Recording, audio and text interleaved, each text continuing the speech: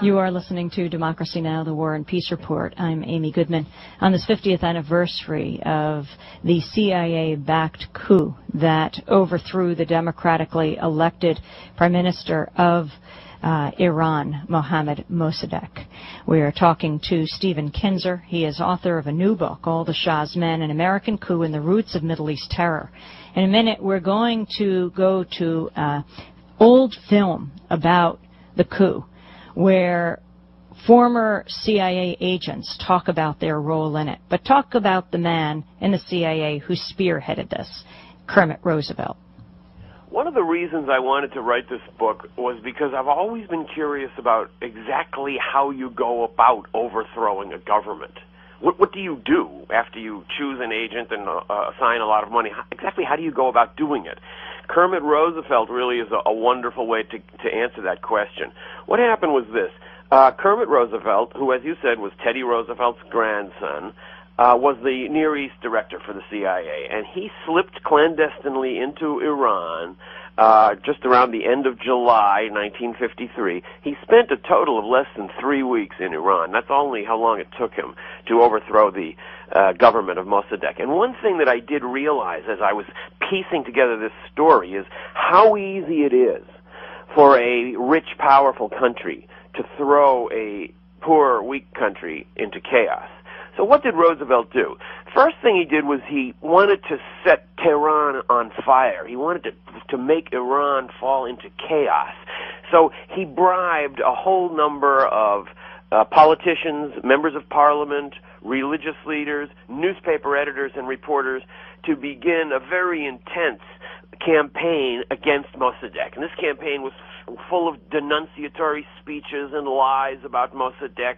A day didn't pass without bitter denunciations of Mossadegh from the pulpits and in the streets, on the Houses of Parliament. Then Roosevelt also went out and bribed leaders of street gangs. You had kind of mobs are us, mobs for hire kind of situation existing in Iran at that time. And Roosevelt got in touch with the leaders of these mobs.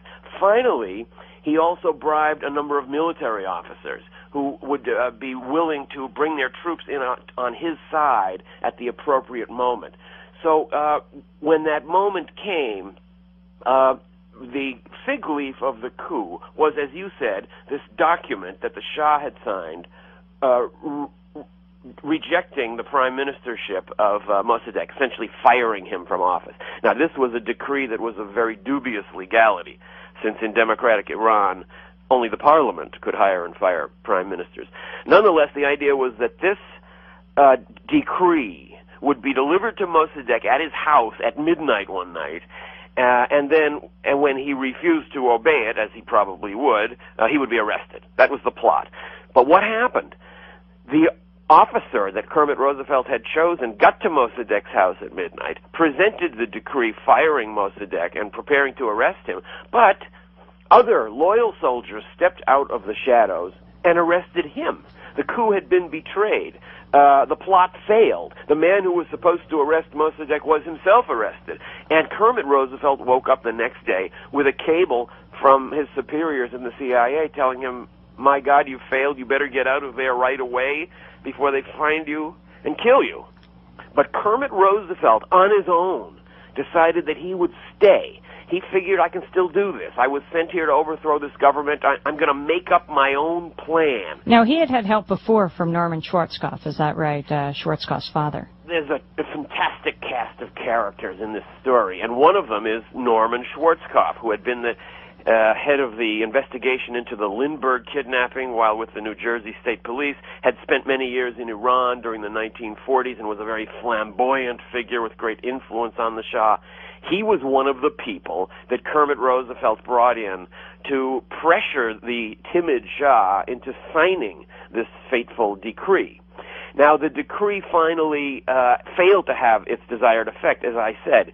And then Roosevelt, on his own, devised this plan where, first of all, he sent rioters out into the streets to pretend that they were pro-Mossadegh. They were supposed to yell, "I love Mossadegh and communism, I want a people's republic," and then loot stores, shoot into mosques, break windows, and generally make themselves repugnant to good citizens. Then he hired another mob to attack his first mob, thereby creating the impression that Iran was falling into anarchy. And finally, on the climactic day, August 19th, 1953, he brought all his mobs together, mobilized all of his military units, stormed a number of government buildings, and then in the climactic gun battle at Mossadegh's house, 100 people were killed until finally the coup succeeded. Mossadegh had to flee and was later arrested, and the Shah, who had fled in panic at the first sign of trouble a few days earlier, returned in triumph to Tehran and began what became 25 years of increasingly brutal and repressive rule. That issue of the U.S. government funding both the people in the streets who pretended that they were for Mossadegh but communist and against Mossadegh, pro-Shah. I would like our guest, Professor Ervand Abrahamian, Middle East and Iran expert at Baruch College, to comment on. This was